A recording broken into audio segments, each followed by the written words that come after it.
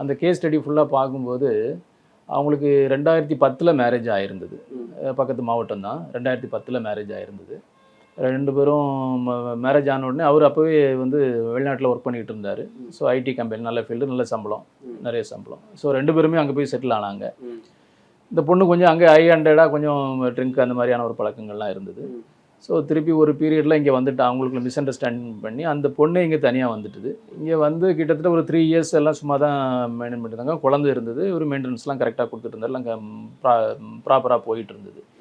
By the time all of sudden வந்து திடீர்னு ஒரு எந்த இஷ்யூமே இல்லாமல் ஒரு 498 கம்ப்ளைண்ட் ஒன்று ரெஜிஸ்டர் பண்ணிட்டாங்க.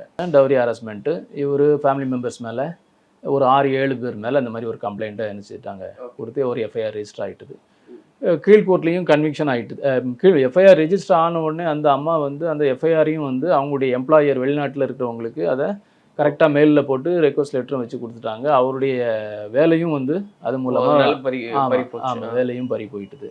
ஓகேங்களா. கீழ்கோர்ட்டில் அவருக்கு விசாரணை ட்ரையல் நடத்தினதெல்லாம் அவருக்கு கீழ்கோர்ட்டில் தண்டனையும் ஆகி போச்சுது. அப்பீல்லையும் வந்து அவருக்கு கன்விக்ஷன் வந்து ஆல்மோஸ்ட் வந்து கன்ஃபார்ம்டு ஆகிட்டுது. அப்புறம் இங்கே ரிவிஷனில் ஹைகோர்ட்டில் ரிவிஷனில் வந்து இது வந்து இந்த சார்ஜஸ் வந்து இவர் மேலே உள்ள குற்றச்சாட்டுகள் வந்து ப்ரூவ் பண்ணலை அப்படின்னு சொல்லிட்டு இவர் விடுதலை ஆனார். பட் ஆனால் இவர் பெரிய அளவில் பாதிக்கப்பட்டிருக்கிறார். என்னாச்சுன்னா அவருடைய வேலை போச்சு, அவருடைய கேரியர் எல்லாமே அஃபெக்ட் ஆகி போச்சுது.